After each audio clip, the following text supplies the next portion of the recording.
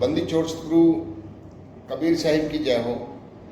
आज हम जानेंगे एक सत्संग के माध्यम से सतगुरु नितिन साहिब जी से, अगर हमें परमात्मा को पाना है तो परमात्मा को पाने से पहले हमें अपनी आत्मा को जानना पड़ेगा।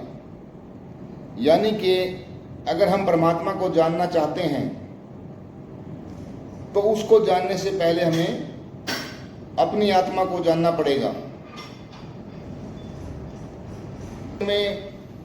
अगर हमें घी चाहिए तो हमें उसके लिए दूध के पास जाना ही पड़ेगा, क्योंकि बिना दूध के हमें घी मिलेगा ही नहीं। तो आज जो सत्संग होगा उस सत्संग के माध्यम से सतगुरु नितिन साहिब जी ने सारे के सारे जो वेद हैं वो खोल के रख दिए हैं। सो ही गुरु पूरा कहावे, दो अक्षर का वेद बतावे। सो ही गुरु पूरा कहावे, दो अक्षर का वेद बतावे। एक छुड़ावे एक लिखावे, तब प्राणी निज घर को जावे। साहिब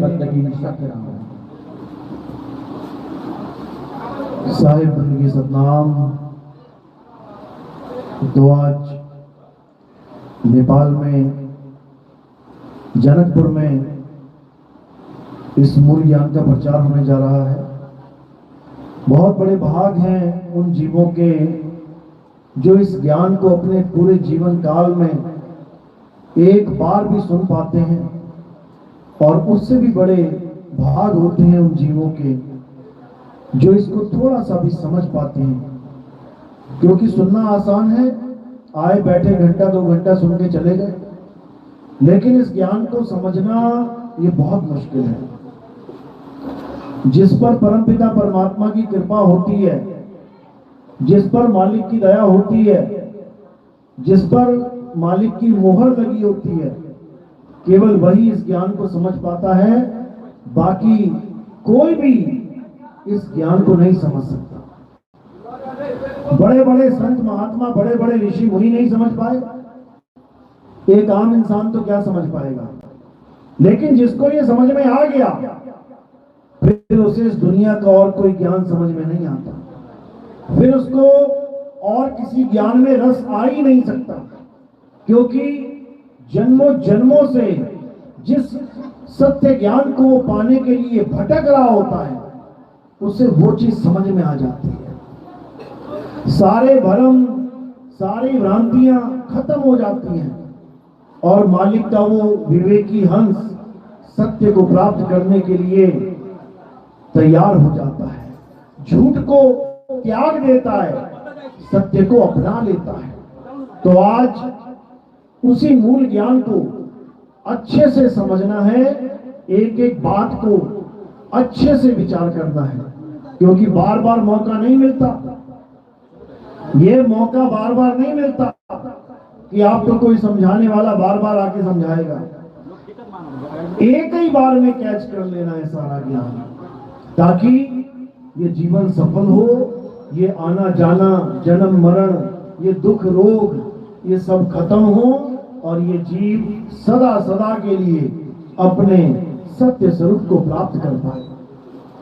तो आज का सत्संग शुरू करने से पहले परम पिता परमात्मा के नाम पे जयकारा लगाएंगे और फिर सत्संग शुरू करेंगे। बोलिए परम पिता परमात्मा की, सतगुरु बंदी छोड़ कबीर साहिब की जय, सभी संतों की जय, सभी भक्तों की जय, आज के आनंद की जय, इस गांव नगर बस्ती की जय, सत्संग कराने वालों की जय, सतगुरु मदनपति साहिब की जय, दीवान जवाहरपति साहिब की जय, सतगुरु राम सेवक साहिब की जय, सतगुरु बराकपति साहिब की जय, कलीनापुर धाम की जय, सभी संतों की जय, सकल हंस को बंदगी साहेब बंदगी सतनाम सतनाम। तो हमें सबसे पहले ये समझना है कि आखिर हमें जो इंसान जन्म मिला है, ये मिला क्यों है, कारण क्या है। सारी सृष्टि में आप देखिए, नजर घुमा के, कोई आपको गली में कुत्ता, बिल्ली, बकरा, बैल, गाय सब मिलेंगे आपको। घर में देखिए, छिपकली, मक्खी, मच्छर, खटमल, कॉकरोच सब मिलेंगे। आप कहीं भी देखिए, पानी में देखिए, मेंढक, मछली, घड़ियाल, मगरमच्छ सब मिलेंगे। आकाश की तरफ निगाह उठा के देखिए, तोता, मैना, बाज, कौवा सब मिलेंगे। सब 84 में भटक रहे हैं। लेकिन आप सोचो कि आपको इंसान जन्म मिला हुआ है, उन लोगों को 84 में भटकना पड़ रहा है, वो कुत्ता बिल्ली बने घूम रहे हैं, और आप एक इंसान बने हुए हो। कारण क्या है? कारण क्या है कि तुम एक इंसान हो और वो 84 में भटक रहे हैं। वो भी मालिक के जीव, आप भी मालिक के जीव, तो इतना भेदभाव क्यों भाई? उनको जानवर बना दिया, तुम्हें इंसान बना दिया, इतना भेदभाव क्यों किया? बिल्कुल नहीं किया। ये तुम्हें एक मौका दिया गया है। ऐसा नहीं कि वो जानवर थे और जानवर ही रहेंगे और जानवर ही हमेशा उनको जन्म लेना पड़ेगा। उनको भी इंसान जन्म मिला था, हमारी तुम्हारी तरह वो भी इस दुनिया में इंसान बन के आए थे। हमारी तुम्हारी तरह वो भी मंदिरों में, मस्जिदों में, गुरुद्वारों में गए थे। हमारी तुम्हारी तरह वो भी सत्संगों में गए, गुरु धारण किए, लेकिन विवेक ना होने के कारण वो सत्य को नहीं समझ पाए। विवेक ना होने के कारण वो सत्य को नहीं जान पाए कि आखिर इंसान जन्म मिला था तो क्यों मिला था। वो इस चीज को नहीं समझ पाए। वो सारा जीवन मंदिरों में बिता के चले गए, मस्जिदों में बिता के चले गए, गुरुद्वारों में, चर्च में बिता के चले गए, वो तरह तरह की पूजा साधना करके चले गए, लेकिन जो पाना था, जिसको जानना था, उसको नहीं जान पाए। अब ऐसी क्या चीज है जिसको नहीं जान पाए तो 84 में चले गए? वो क्या है? वो सत्य है। कि सत्य है क्या? सत्य होता क्या है? सारे धर्म आज सत्य की बात करते हैं। हिंदू भी कह रहा है ईश्वर सत्य है, सत्य ही शिव है, शिव ही सुंदर है। मुसलमान भी कह रहा है खुदा अल हक, अल्लाह अल हक यानी सत्य है। ईसाई भी कह रहा है गॉड इज ट्रुथ, परमेश्वर सत्य है। और सिख भी कह रहा है सत्य श्री अकाल यानी अकाल पुरख वाहिगुरु सत्य है। बोल तो चारों ने दिया, लेकिन क्या जान पाया कि आखिर सत्य होता क्या है? क्या समझ पाया सत्य कहते किसे हैं? केवल मुंह से सा और ता बोल देने से क्या सत्य की प्राप्ति हो जाती है? बिल्कुल नहीं। नाम तो बोल दिया सत्य, लेकिन उसका भेद नहीं जाना कि आखिर सत्य कहते किसे। जैसे प्यास लगने पे अगर कोई बोल दे पानी, तो क्या मेरे पानी बोलने पे मेरा गला गीला हो जाएगा? क्या किसी के पानी पानी बोलने पे उसका गला गीला हो जाएगा? उसकी प्यास बुझ जाएगी? कभी नहीं बुझेगी। पानी तो मात्र एक संकेत है कि उसे चाहिए क्या। जिसको प्यास लगी होती है वो क्या बोलता है मुझे, भैया पानी पिला दो, यानी उसने संकेत दे दिया कि मुझे चाहिए क्या। लेकिन सामने वाले को पता ही ना हो कि पानी कहते किसे हैं, तो क्या लाके देगा। हिंदुस्तान में, नेपाल में तो आप पानी समझ जाओगे। आप चीन में जाके बोलना भैया प्यास लगी है पानी दे दो। आप जापान में जाके बोलना मुझे पानी दे दो। आप अमेरिका में जाके बोलना मुझे पानी दे दो। पानी नहीं समझ पाएंगे वो पानी होता क्या है। तुम प्यासे मर जाओगे पानी पानी करते, लेकिन उन्हें पता ही नहीं है पानी कहते किसे हैं, तो प्राप्ति कैसे होगी मेरे भाई। इसी प्रकार सारा कबीर पंथ सतनाम सतनाम करता गुजर गया। आज 600 साल हो गए कबीर साहब को आए संसार में। आज तक सब सतनाम सतनाम ही कर रहे हैं, लेकिन किसी से पूछो सतनाम होता क्या है, वहीं पे चुप्पी साध लेता है। सतनाम जपने में सब लगे हैं, जपो सतनाम जपो सतनाम, और पूछो सतनाम होता क्या है, एक को भी नहीं पता सतनाम क्या होता है। तो कबीर साहब समझा रहे हैं कि सतनाम होता क्या है, जान लो। अरे सत्य नाम कोई नाम नहीं कि तुम इसको जप रहे हो सुबह से लेकर शाम तक। कह रहे हैं ये कोई मंत्र नहीं है, ये कोई भगवान का नाम नहीं है कि इसको जप लिया तो तुम्हारी मुक्ति हो जाएगी। अरे सत्य नाम कोई नाम नहीं, ये है आपन रूप, और जो जाने इस भेद को पावे आप स्वरूप।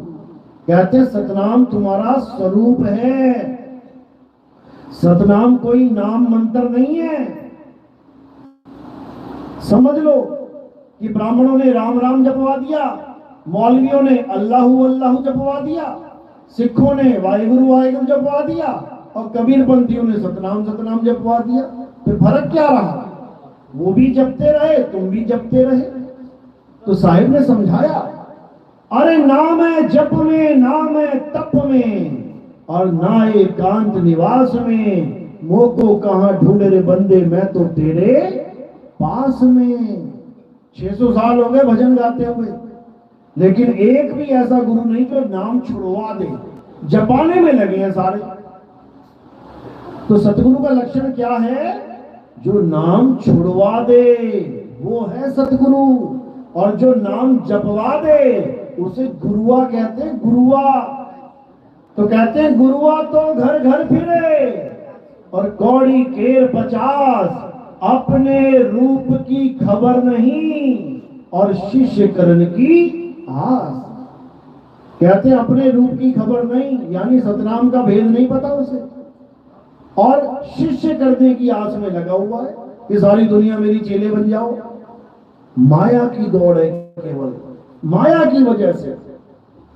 तो साहिब इसी को समझा रहे हैं कि जब तक तुम्हारे जीवन में ऐसा गुरु नहीं आ गया जो सारे नामों को छुड़वा दे, तब तक तुम्हारा कल्याण नहीं हो सकता। तो क्या कह रहे हैं? सोई गुरु पूरा कहावे, जो 2 अक्षर का भेद बतावे, एक छुड़ावे। क्या छुड़ावे? ये जितने भी नाम हैं, ये जितने भी भगवानों के, अल्लाह वाहिगुरु, जितने भी नाम हैं, किसने बनाए? इंसानों ने बनाए, अपनी अपनी भाषाओं में बनाए हैं। सबसे पहले अक्षर बनाए हैं, अ आ इ ई उ ऊ का खा गा चा छा टा ठा, ये सारे अक्षर बनाए। अक्षर बनाने के बाद इन्हीं अक्षरों के द्वारा जोड़ तोड़ करके सारे नाम बना लिए। कैसे बने सारे नाम? इन अक्षरों से। इसीलिए साहिब कह रहे हैं सोई गुरु पूरा कहाए, 2 अक्षर का भेद बताए। यानी एक अक्षर कौन से? जो इंसानों ने बनाए हैं, हिंदी के, पंजाबी के, उर्दू के, नेपाली के, अलग अलग भाषाओं के। और दूसरा अक्षर कौन सा है? वो आत्म अक्षर, वो आत्म स्वरूप, जिसको कोई बना नहीं सकता, जिसे कोई मिटा नहीं सकता। गीता में क्या बोला? ये अर्जुन, ये आत्मा अजन्मा है, नित्य है, शाश्वत है, पुरातन है। ये आत्मा ही सत्य सनातन है। इस आत्मा का ना तो कभी जन्म होता है और ना ही इस आत्मा की कभी मृत्यु होती है। ये है वो अक्षर जो हमें जानना है, जिसके लिए बोला गया है कलयुग में एक नाम आधारा, सिमर सिमर नर उतरो पारा। समझो, यानी कि ये है वो अक्षर जिसके द्वारा सारे नाम, सारे भगवानों के, अल्लाह वाहिगुरु के नाम बोले जा रहे हैं। उस आत्मा की वजह से अगर आत्मा ना हो तो कौन सा नाम बोल पाओगे? एक भी नाम नहीं बोल सकते। आत्मा ना हो तो तुम अपना नाम नहीं बोल सकते, अपने घर वालों का नाम नहीं बोल सकते। कोई तुम्हें पूछे क्या धर्म है तुम्हारा, धर्म का नाम नहीं बोल सकते। पड़े हुए लाश की तरह, क्या बोलोगे? तो इसी को कबीर साहब समझा रहे हैं कि ऐसे गुरु की शरण में जाओ जो तुम्हें ये ज्ञान समझाए कि अक्षरों को नहीं, आत्मा को ध्याना है। आत्मा को, अक्षरों का क्या है, आज है कल नहीं है, बनाए मिटा दिए। ये तो 52 अक्षर का खेल है सारा। ये जीभ से, होंठ से, कंठ से जितने मर्जी 52 अक्षर के नाम बनाते रहो, सुबह से लेकर शाम तक बनाते रहो, इससे कुछ होने वाला नहीं है। तो साहिब समझा रहे हैं कि एक छुड़ाए, ये अक्षरों को छुड़वा दे, कोई नाम नहीं जपना। एक लखाए, आत्म स्वरूप का लखाव करा दे, उसी को याद करना है, उसी को याद करना है।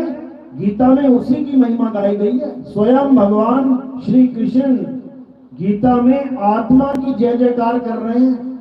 आत्मा के लिए ये सारे वचन बोल रहे हैं। अजन्मा है, नित्य है, शाश्वत है, लेकिन लोग इसको जान ही नहीं पाते। लोग सोचते हैं शायद भगवान कृष्ण जी की पूजा करनी है, शायद राम जी की पूजा करनी है, शायद हनुमान जी की पूजा करनी है।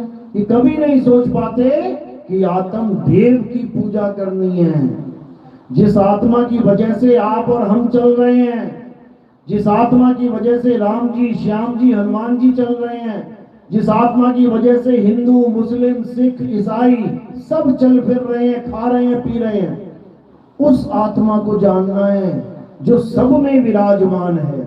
सब में घट घट मेरा साइया और सुनी सेज न कोई, बलिहारी व घट की जिस घट पर घट होए। यानी वो एक ऐसी वस्तु है जो हम सब के घटों में विराजमान है, लेकिन हम उस वस्तु को नहीं जान पाते और हम केवल इन शरीरों को पूजते रह जाते हैं। समझो बात को। यानी पीना है पानी, लेकिन पकड़ के बैठ गए घड़े को। साहिब समझा रहे हैं, कबीर कुआं एक है और पानी भरे अनेक, बर्तन सबके न्यारे न्यारे और पानी सब में एक। ये बर्तन न्यारे न्यारे बैठे हैं। मिट्टी का घड़ा होता है ना, ये देखो किसका बना हुआ है घड़ा, ये सब मिट्टी के घड़े हैं। कहां मिल जाएंगे एक दिन? मिट्टी में ही मिल जाएंगे। जिसका घड़ा फूटता जाएगा, मिट्टी में मिलता जाएगा। लेकिन कौन है जो मिट्टी में नहीं मिल सकता? वो क्या है जो मिट्टी में नहीं मिलता? वो है आत्मा। वो कभी मिट्टी में नहीं मिलती। वो अजन्मा है, नित्य है, शाश्वत है, लेकिन हमें उसका ज्ञान ना होने के कारण, यानी पानी के बारे में ना पता होने के कारण, हम मटकों को पकड़ के बैठ जाते हैं। हम इन घड़ों को पकड़ लेते हैं। किसी ने सतयुग वाले घड़े को पकड़ लिया, किसी ने त्रेता युग वाले घड़े को पकड़ लिया, किसी ने द्वापर युग वाले को घड़े को पकड़ लिया, और कोई कलयुग वाले घड़ों को पकड़ के बैठ गया। जबकि पानी सतयुग में भी वही था, त्रेता में भी वही था, द्वापर में भी वही था, और कलयुग में भी वही है। तो उसको पकड़ो जो सदा सदा एक है। जो घड़े बार बार बदल जाएं, उन घड़ों को क्या पकड़ना? वो आज है कल फूट जाएगा। उसको पकड़ो जो सदा सदा रहेगा, वो आत्मा है। बाबा नानक समझा रहे हैं, कह रहे हैं, नानक एक को सिमरिए जो जल थल रहा समाए, और वही को क्यों सिमरिए जो जम्मे और मर जाए। कह रहे हैं उस पानी को पकड़ जो सदा सदा रहेगा। उस मटके को मत पकड़ जो रास्ते में चलते चलते फूट जाएगा। मटका क्या है? ये शरीर है। इन शरीरों की पूजा बहुत कर ली, अब क्या करना है?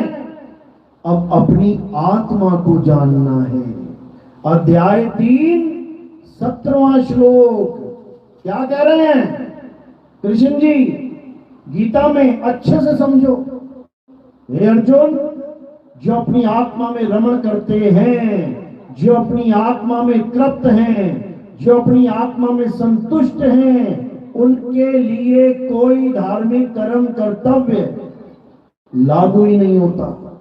यानी उनको एक बार आत्मा का ज्ञान हो जाए तो उनको कहीं मंदिर, मस्जिद, गुरुद्वारा, चर्च जाने की जरूरत नहीं पड़ती। वो अपने घर में बैठ के उस परम पिता परमात्मा को याद कर सकते हैं, पा सकते हैं। लेकिन भेदी गुरु ना होने के कारण ये किसी के समझ में नहीं आता कि आखिर उसको पाना कैसे। ये काम भेदी गुरु करता है। इसीलिए कबीर साहब ने भेदी गुरु की महिमा गाई है। क्या कहते हैं? अरे वस्तु कहीं, ढूंढे कहीं, और कैसे लागे हाथ, गुप्त वस्तु तब मिले, भेदी लीजे साथ। और भेदी लीना साथ में, दीनी वस्तु लखाए, और कोटि जन्म का पंथ था, पल में पहुंचा जाए। कहते जन्मों जन्म तुम्हारे बीत जाएंगे, तुम कभी सत्य को नहीं प्राप्त कर सकते। लेकिन अगर भेदी गुरु मिल गया तो तुम इसी जन्म में उसको प्राप्त कर लोगे। तुम्हारा ये आना जाना खत्म हो जाएगा, ये बार बार पैदा होना, बार बार मरना, ये खेल ही खत्म हो जाएगा। लेकिन कब? जब तुम्हारे जीवन में कोई भेदी गुरु यानी तत्वदर्शी संत आएगा। तत्वदर्शी संत क्या होता है? अच्छे से समझ लो। ये गीता में अध्याय 4 34वें श्लोक में इसका जिक्र किया गया है। गीता में ये नहीं बोला कि तुम मंदिर जाओ, तुम पत्थर पूजो, तुम भगवानों को अलग अलग आरतियां गा के अलग अलग विधियों से पूजो, ऐसा कुछ नहीं बोला गया है। उसमें क्या बोला गया है कि तुम तत्वदर्शी संत की शरण में जाओ। अब तत्वदर्शी का मतलब क्या होता है, इसको समझ लो। तत्वदर्शी मतलब होता है तत्व का दर्शन कराने वाला, जो तुम्हें तत्व का ज्ञान दे दे। तत्व कितने हैं इस दुनिया में? जो मेन 2 तत्व बताए गए हैं गीता में, वो क्या हैं? एक असत्य तत्व और एक सत्य तत्व। असत्य तत्व में कितने तत्व मिले हुए हैं? 5 तत्व। ये सारा संसार कितने तत्वों से बना है? 5 तत्व। तो इन 5 तत्वों को क्या बोला गया है? असत्य। और सत्य किसे बोला है? आत्मा को बोला गया है। यानी इन 5 तत्वों से बनने वाले सारे शरीर, चाहे वो किसी के भी क्यों ना हो, वो क्या है?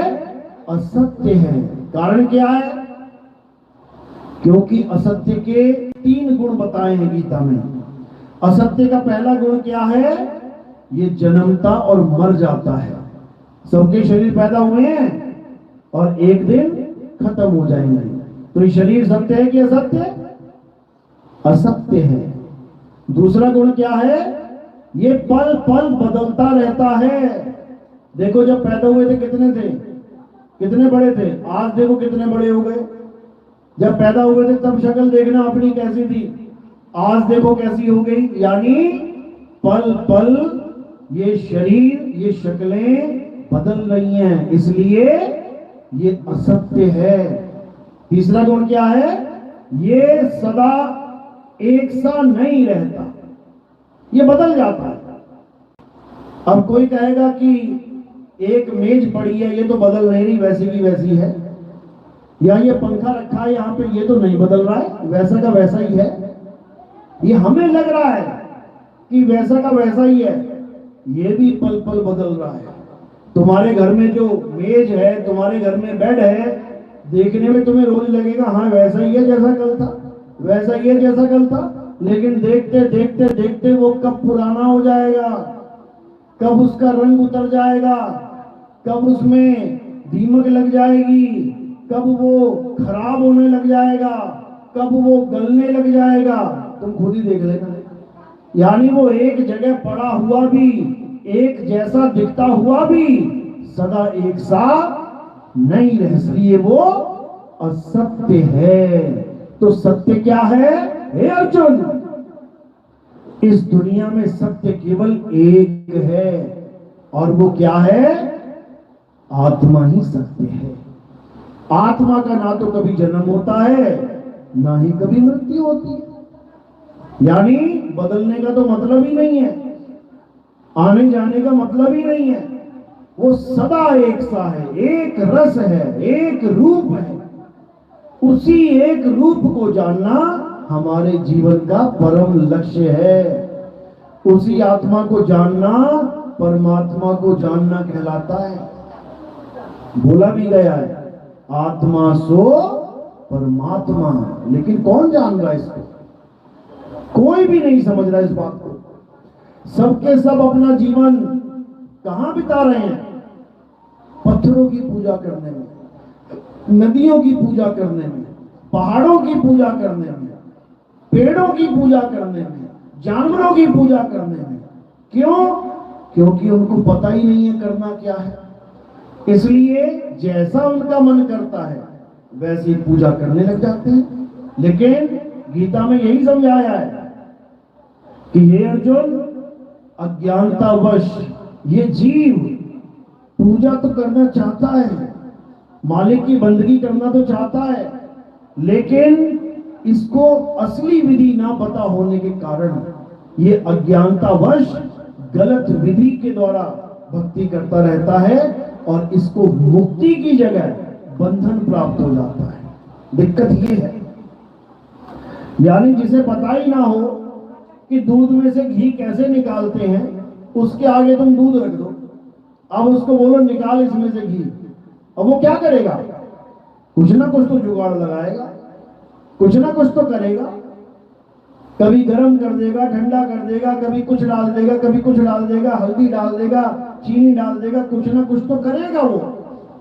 लेकिन सही विधि ना होने के कारण क्या उसे वो घी मिल पाएगा? कभी नहीं मिलेगा। वो इंतजाम तो सारे कर डालेगा लेकिन उसका परिणाम कुछ नहीं निकलेगा। इसलिए क्या करना है? भक्ति करने से पहले हमें गुरु धारण करना है। गुरु हमें बताएगा भक्ति करते कैसे हैं। गुरु हमें बताता है आत्मा की साधना करते कैसे हैं। गुरु हमें समझाएगा कि सत्य तत्व और असत्य तत्व में फर्क क्या होता है। तुमने कैसे सत्य को धारण करना है और कैसे असत्य को त्यागना है। याद रखो, धारण तो करना है लेकिन त्यागना भी पड़ेगा। दो चीजें एक साथ नहीं होंगी कि तुम कहो मैं गुरु भी धारण कर लेता हूं, आत्मा की भक्ति भी कर लेता हूं, लेकिन मैं पत्थर भी नहीं छोड़ूंगा पूजना, तो काम नहीं बनेगा। समझो, तुम्हारे मुंह में नमक की डली पड़ी है, 8-10 चूस रहे हो, कैसा स्वाद आएगा? नमकीन। अब तुम्हारे मुंह में थोड़ी सी चीनी डाल देते हैं, चीनी भी आ गई मुंह में, अब कैसा स्वाद आएगा? नमकीन। क्यों? क्योंकि तुमने डली नमक की मुंह से निकाली ही नहीं। डली भी पड़ी हुई है और चीनी भी पड़ गई तो नमकीन ही स्वाद आएगा भाई। अब तुमने नमक की डली मुंह से निकाल दी, बढ़िया से कुल्ला कर लिया एकदम फर्स्ट क्लास। अब तुम जब डालोगे मुंह में चीनी तो तुम्हें कैसा स्वाद आएगा? मीठा स्वाद आएगा। इसी प्रकार सतगुरु क्या करता है? सतगुरु पहले नमक की डली निकलवाता है मुंह से। एक छुड़ाए, पहले छुड़ाएगा, जब देखेगा हाँ सब छूट गया, एक लखाए, तब लखाएगा।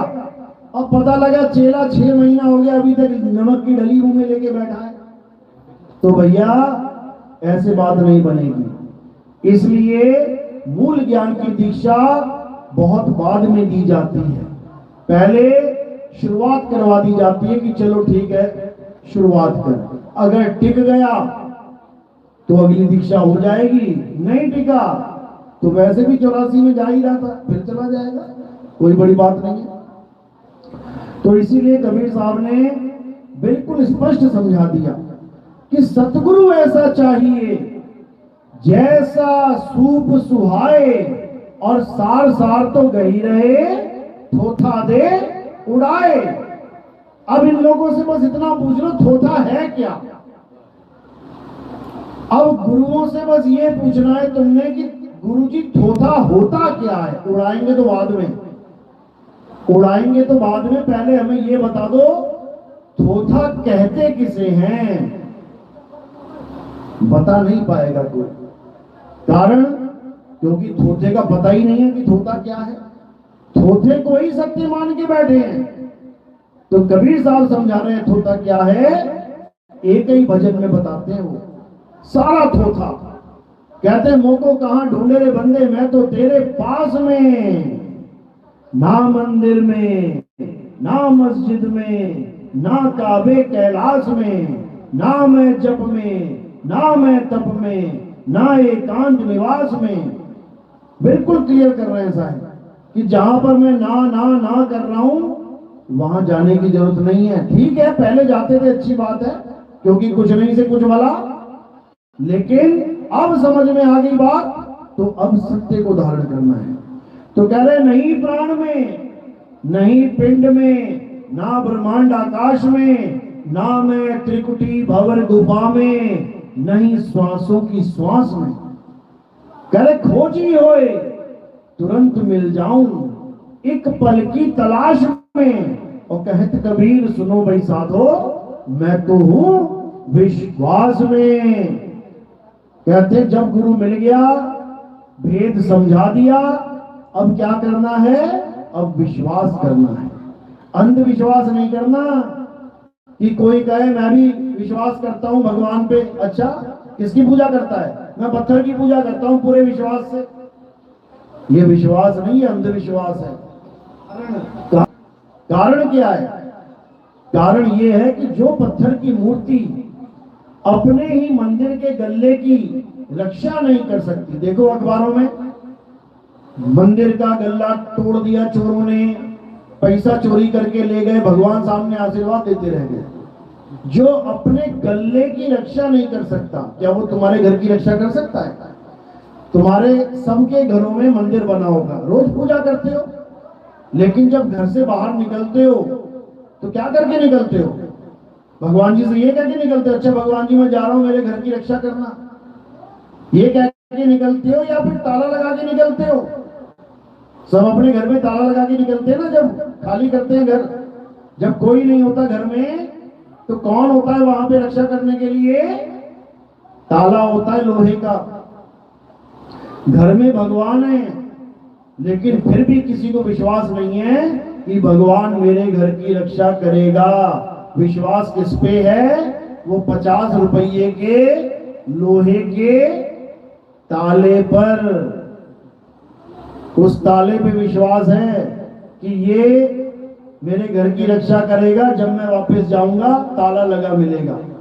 इतना विश्वास करते हैं हम एक ताले पे, लेकिन भगवान पे विश्वास नहीं करते कि अंदर 15 मूर्तियां पड़ी हैं, पूरा परिवार बना रखा है भगवान जी का, लेकिन पूरा परिवार मिलकर भी एक चोर को रोक सकता है क्या?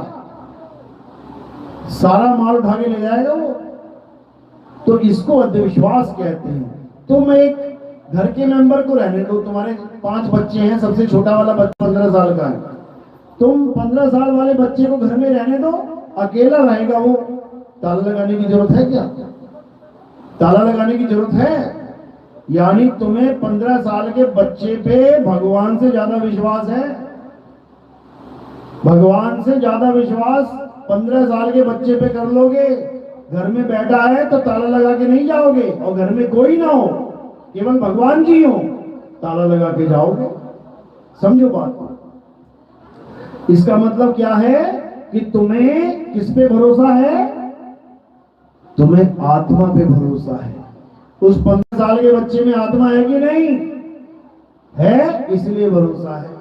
और उसी 15 साल के बच्चे की फोटो लगी होती दीवार पे तो क्या करोगे? तब भी ताला लगा के जाना पड़ेगा भाई। तो कहने का मतलब विश्वास करो, अंधविश्वास मत करो। विश्वास किस पे करना है? आत्मा पे विश्वास करो। आत्मा ही है जो सबकी रक्षा कर रही है, जो सबका भरण पोषण कर रही है। आत्मा ही है जो सबके काम चला रही है। सबके खेतों में काम हो रहा है किसकी वजह से? आत्मा की वजह से। आत्मा ने शरीर छोड़ दिया, वहीं खेत में ढेरी हो जाओगे, वहीं मिट्टी में मिट्टी हो जाओगे। तो जो कुछ भी इस संसार में है आत्मा की वजह से है। इसीलिए कृष्ण जी बार बार गीता में आत्मा की जिक्र कर रहे हैं कि जो कुछ है वो आत्मा ही है।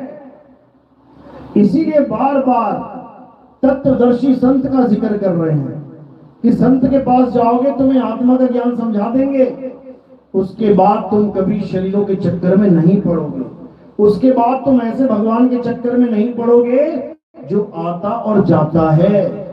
फिर तुम उस भगवान को जान लोगे जो आता जाता नहीं है, जो सदा तुम्हारे पास है। आवे ना जावे, जन्मे नहीं मरे, सो निज पीव हमारा हो। हमारा पीव कौन है? हमारा परमात्मा कौन है? जो आता जाता नहीं है, जो जन्म मरण से रहित है। उसको जानना है, उसको पाना है। तो कबीर साहब भी यही समझा रहे हैं और गीता में भी यही समझाया गया है। और आप देखोगे बड़े बड़े महापुरुषों के ग्रंथों में यही बात बोली गई है, लेकिन किसी के समझ में क्यों नहीं आ रही? क्योंकि उनके जीवन में कोई भेदी सतगुरु नहीं है, कोई ये बात समझाने वाला ही नहीं है कि गीता में लिखा क्या है।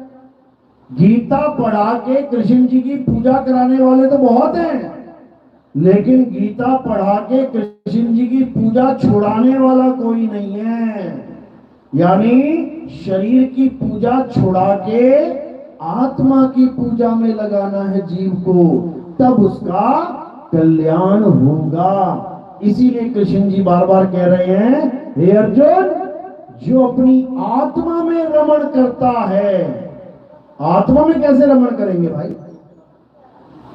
आत्मा में कैसे रमण करेंगे जब आत्मा का ज्ञान ही नहीं होगा? इसलिए सबसे पहले आत्मा का ज्ञान प्राप्त करना है। हे अर्जुन, गुरु की शरण में जाके दंडवत प्रणाम करके हर प्रकार के छल कपट को त्याग के तुम ऐसे गुरु की शरण में जाओ जिसको तत्व का ज्ञान है।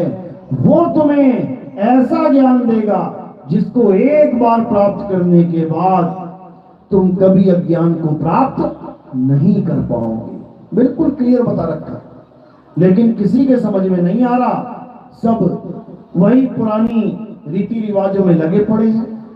कृष्ण जी कह कह के चले गए कि आत्मज्ञानी बनो, आत्मज्ञानी बनो। कबीर साहब कह कह के चले गए, जल में मीन प्यासी मोहे देखत आवे हासी, आत्म ज्ञान बिना नर भटके, कभी काबा कभी काशी। ना तो कृष्ण जी की बात हमारे पल्ले पड़ी और ना ही कबीर साहब की बात हमारे पल्ले पड़ी, तो कल्याण कैसे होगा? कभी नहीं होगा। हम मूर्ति को भगवान मानते हैं, क्यों मान लेते हैं? क्योंकि कहते हैं उसमें प्राण प्रतिष्ठा पड़ गई है। एक तरफ हमारे ग्रंथ समझा रहे हैं कि कण कण में भगवान है, ऐसी कोई जगह है नहीं जहां भगवान नहीं है। और उन्हीं कणों को मिला के जब मूर्ति बनाते हैं तब उसमें प्राण डालने की जरूरत पड़ जाती है। बताओ, अरे कण कण में भगवान है तो मूर्ति में भी भगवान पहले से ही है, उसमें नया भगवान डालोगे क्या? ये सब अज्ञानता की वजह से होता है। प्राण डालना केवल मालिक के हाथ में है। प्राण किसी मंत्रों के बोलने से नहीं डाला जाता। अगर प्राण ऐसे डलने लग जाएं तो जिसके घर में कोई बच्चा मर जाए, मां मर जाए, चले जाओ प्राण डलवाने। प्राणों की तो कमी हुई है, प्राण पखेरु तो ही उड़े हैं, दोबारा प्राण डलवा लो, लेकिन नहीं डलेंगे, फिर अंतिम संस्कार करवाना पड़ेगा उसका। तो समझो, जिसमें प्राण पहले से थे उसमें दोबारा प्राण नहीं डल पा रहा है, तो जिसमें प्राण थे ही नहीं उसमें प्राण कौन डाल देगा? समझो बात को, किसी का विरोध नहीं है, ये आत्मज्ञान का तर्क है, ये आत्मज्ञान की कसौटी है। ये कसौटी है। कसौटी का मतलब परीक्षा। अगर परीक्षा नहीं लोगे तो कोई भी कैसा भी सामान चिपका के चला जाएगा तुम्हें। दुकानदार नोट भी लेता है ना, सरकार छापती है नोट, फिर भी 2 बार घुमा के देखता है, नकली तो नहीं है कहीं। कोई सामान लेने जाओ, कुछ भी लेने जाओ, सब्जी लेने जाओ, उठा के 2 बार देखोगे घुमा घुमा के, खराब तो नहीं है कहीं। कोई भी सामान लेने जाओ, दूध लेने जाओ, दही लेने जाओ, चेक करोगे, नकली तो नहीं है कहीं, मिलावटी तो नहीं है कहीं। हर चीज चेक कर रहे हो, लेकिन जो असली चीज है चेक करने वाली, वहां पे मात खा जाते हो। तो इसी को कबीर साहब कह रहे हैं शब्द बिना सुरत आंधरी, और कहो कहां को जाए, द्वार ना पावे शब्द का, फिर भटका खाए। कह रहे हैं जिसकी परख करनी है शब्द की, उसकी कोई परख कर नहीं रहा, और जो छोटा मोटा दुनियावी सामान है उसको खूब चेक कर करके लेके आ रहे हैं दुनिया में घर पे। बताओ, तो साहिब समझा रहे हैं कि शब्द की परख करो। शब्द की परख करोगे तो इनाम में क्या मिलेगा? मुक्ति मिलेगी। समझा रहे हैं साहिब, कह रहे गुरु मेरे सभी बड़े, अपनी अपनी ठौर, शब्द विवेकी पारखी, सो माथे का मोर। कि ठीक है गुरु सब बड़े हैं, जितना ज्ञान है उनको दे रहे हैं, लेकिन अपनी अपनी ठौर। ये मत समझ लेना कि सारे गुरु एक सा ज्ञान दे रहे हैं, बिल्कुल नहीं।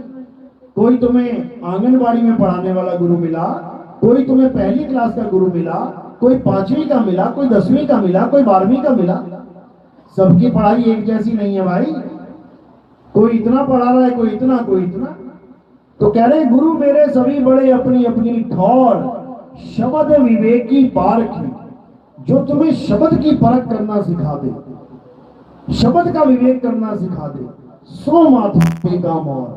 वही तुम्हारा सतगुरु है, वही तुम्हारे सिर पे मोर की तरह बैठेगा। बाकी गुरु को भी नमस्कार है, बंदगी सबको है, लेकिन सतगुरु की उपाधि ये सबके लिए नहीं होती है। सतगुरु कौन है? सतगुरु सोई सतनाम बतावे, और बाकी गुरु कोई काम न आवे। गुरु तो बना लिया, जगत में कहने लायक हो गए कि हम निगुरा नहीं है भाई, हम सगुरा हैं, लेकिन तुम्हारी मुक्ति वो नहीं होने वाली। केवल गुरु धारण किया है तो मुक्ति नहीं होगी, सतगुरु धारण किया है तो 101% मुक्ति होगी, कोई रोकने वाला नहीं है। इसलिए कबीर साहब ने सतगुरु की महिमा गाई है कि सतगुरु करो, सतगुरु करो। सतगुरु का भेद क्या है? सतगुरु यानी पूरे गुरु का लक्षण क्या है? तो कह रहे सोई गुरु पूरा कहावे, जो 2 अक्षर का भेद बतावे। 2 अक्षर जपावे नहीं, 2 अक्षर जपाने वाले बहुत बैठे हैं। 2 अक्षर का भेद बतावे, एक छुड़ावे, उसमें से एक छुड़ाए और एक लखावे, एक का लखाव कराए, तब कल्याण होगा, नहीं तो नहीं होगा। नहीं तो इन्हीं तंत्रों मंत्रों जंत्रों में उलझ के जीवन बर्बाद करके चले जाओगे, और जैसे ही ये अनमोल जन्म खत्म होगा, उसके बाद ऐसे दर्दनाक, ऐसे भयानक शरीर मिलने वाले हैं, आप सोच भी नहीं सकते। हिरण बन के शेरों के बीच में फंसोगे, जिंदा बोटी बोटी चबा जाएंगे, तुम सोच भी नहीं सकते कितना कष्ट होने वाला है।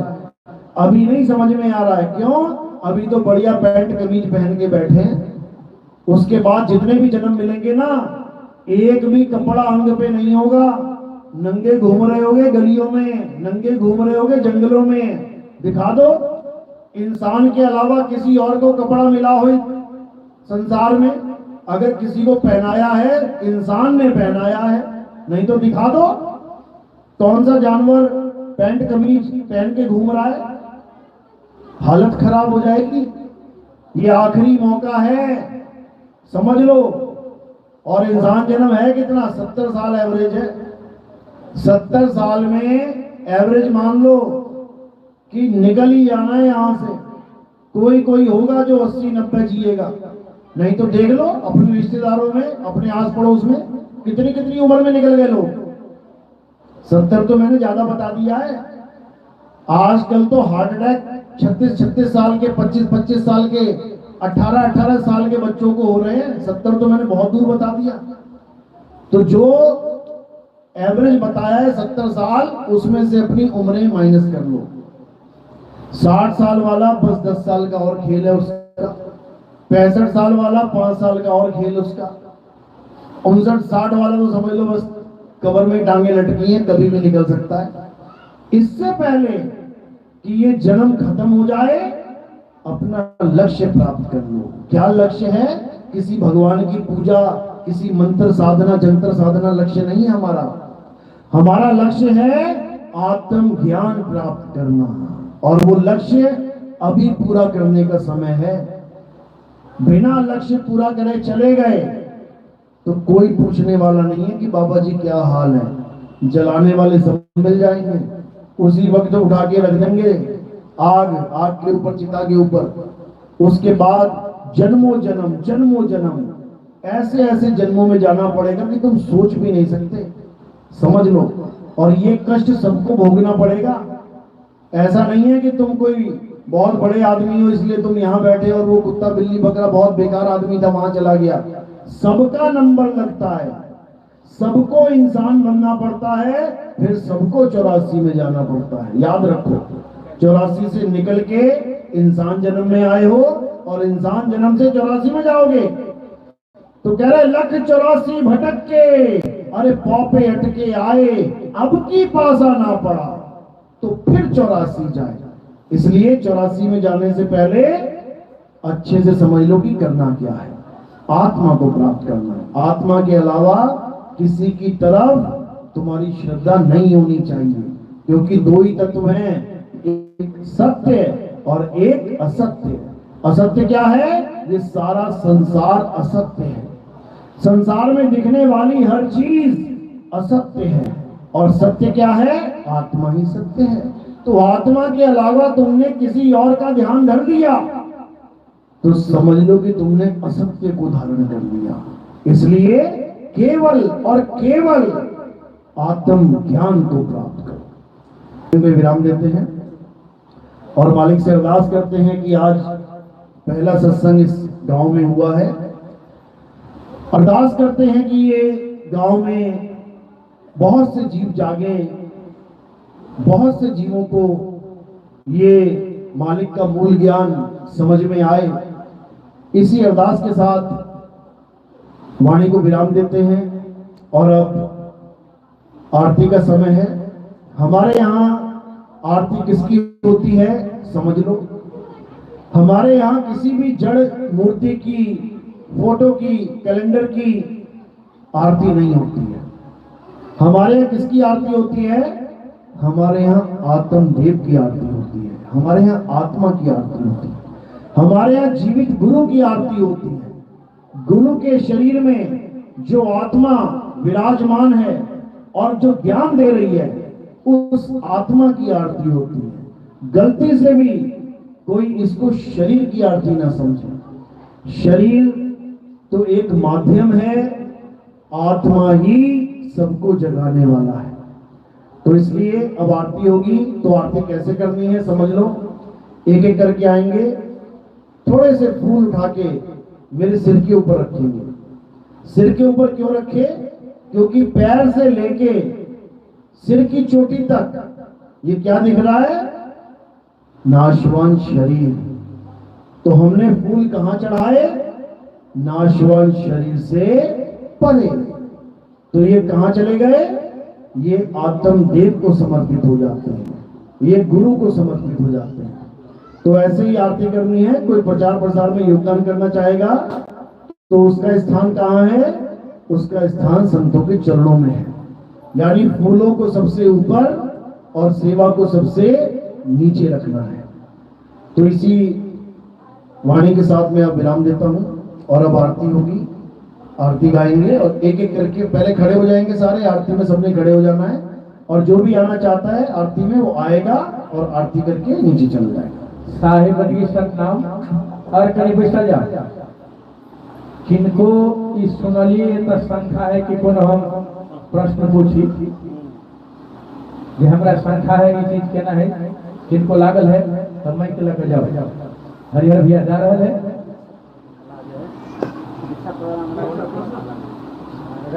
जिनका चित्त बुझलिए, जे चित्त बुझलिए तो नाम दीक्षा के कार्यक्रम से हो हेलो चित्त बुझ गए तो नाम दीक्षा के कार्यक्रम से हो अगर चित्त नहीं बुझे कोनो शंका है तो प्रश्न कर सके छी माइक लेकर जा रहा है हाथ उठाए वो ये माइक लेके साहेब उनकी सतनाम सब कोई सुन ली, गुरुदेव के प्रवचन सुन ली, बाणी सुन ली, विश्वास करे यहाँ से बढ़िया से सुन लिया बुझ लिया। लेकिन केकरो मन में केहू न किसी की दुविधा हो तेरा कहे कि दुविधा में दोनों गए माया मिली न राम, तो दुविधा में रह के मन में के प्रश्न कोनो बात के शंका है जो के पूछ सके जी हाथ उठाओ या माइक लगाओ। केकरो मन में प्रश्न है मंच पर या मंच से बाहर केकरो मन में प्रश्न से पूछ के चाहे छी कोनो शंका है मन में गाली साहब साहब कुछ कमल साहब एकदम ठीक है हम लोगों को नेपाल में जब ये कबीर पंथाई का शुरुआत हुआ तो भारत के कुरथलिया जगह से कोचरी सरकार के वहाँ कबीर पंथाई का शुरुआत हुआ। जब कोचरी सरकार हमारे नेपाल में पूरा राज्य में छिड़ियाया है ये पंथ का, तो वहाँ पर आरती नहीं हो रहा है। और अभी के समय में कोचरी का जो शिष्य सब जो है अलग अलग हो गया है, वो भी आरती करते हैं। कोई कहते हैं काशी में आरती होता है तो कोई कहते हैं बनारस में आरती होता है। तो ये तो हम लोग का जो गुरु महाराज पहले के थे वो आरती नहीं कर रहे थे, लेकिन अभी के गुरु महाराज तो आरती करवा रहा है। उसी के बारे में हम लोग का शंका आ रहा है।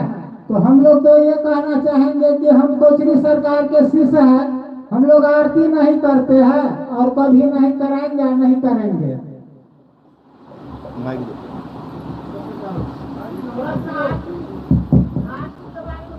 साहिब उनकी सतनाम में साउंड डाउन है, साउंड डाउन माइक में sound down. Hello hello Sahib उनकी सतनाम नहीं दे दो माइक दो माइक दो ये माइक है दूसरा डाउन हो तार वाला में तो लड़का में दोनों साहिब उनकी सतनाम।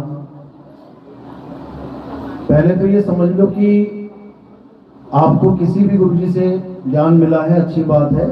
कोई आया भारत से और आपको अच्छे से ज्ञान समझा के चला गया। अगर उन्होंने आरती का प्रावधान आपको नहीं बताया तो इसका मतलब साफ है कि उन्होंने आपको पूरा ज्ञान दिया ही नहीं। बिना आरती के कबीर पंथ में ज्ञान पूर्ण होता ही नहीं है। और आरती हम सतनाम की गाते हैं, आप भजन भी सुनोगे, आरती सतनाम की कीजिए। अब उन्होंने तुम्हें सतनाम अगर बताया ही नहीं तो वो आरती करवाएंगे तो करवाएं किसकी? बहुत अच्छी बात है। अगर उन्होंने आरती नहीं बताई है इसका मतलब उन्होंने सतनाम भी नहीं बताया है। क्योंकि कबीर साहब के पंथ में आरती अगर होती है तो केवल सतनाम की ही होती है, और जो सतनाम नहीं है तो आरती भी नहीं होगी। क्योंकि आरती किसी मुर्दा की होती ही नहीं है, आरती असत्य की होती ही नहीं है। आरती केवल सतनाम की होती है। सतनाम क्या होता है मैंने अभी समझाया था। सत्य नाम कोई नाम नहीं, ये है आपन रूप, और जो जाने इस भेद को पावे आप स्वरूप। तो पहले तो ये समझ लो कि स्वरूप की आरती होती है जिसको सतनाम कहते हैं, और बिना स्वरूप की आरती के ये ज्ञान पूर्ण नहीं होता है। आरती का मतलब क्या होता है ये समझ लो। आरती का मतलब होता है आ और रत जा। रतना का मतलब होता है रम जाना। आ रत यानी आ, अब किसको बोलेंगे आ? जो कहीं गया हुआ हो उसी को न कहेंगे भैया आना जरा इधर, यानी कोई गया हुआ है उसको बुलाया जा रहा है आ और रत जा। अब गया कौन है? कौन गया हुआ है? ये जो तुम्हारी सुरता है ना, सूरत, ये गई हुई है। कहां गई हुई है? ये तीन लोग में घूमने गई हुई है, ये भटकने गई हुई है। इसी को कबीर साहब कह रहे हैं, सूरत फंसी संसार में और तासे पड़ गई दूर, सूरत बांध स्थिर करो आठों पहर हुजूर, जो तुम्हारी सूरत भटकने गई हुई है उसी को बुला के रत करवाना है, लेकिन किसमें? अपने स्वरूप में। गुरु क्या देता है तुम्हें? गुरु अपना स्वरूप देता है तुम्हें। गुरु मंत्र नहीं देता, क्या देता है? अपना स्वरूप। इसीलिए बोला गया है गुरु को कीजिए दंडवत और कोटि कोटि प्रणाम, कीट न जाने भृंग को गुरु कर ले आप समान। यानी गुरु ने क्या दे दिया अपने चेले को जो दोनों समान हो गए? गुरु ने उसे अपना स्वरूप दे दिया, यानी अपना स्वरूप ज्ञान दे दिया, उसने सतनाम दे दिया। अब इसी सतनाम की आरती होती है। इसको कोई शरीर की आरती ना समझे, साहिब बने का सतनाम। साहिब की। और कोई किनको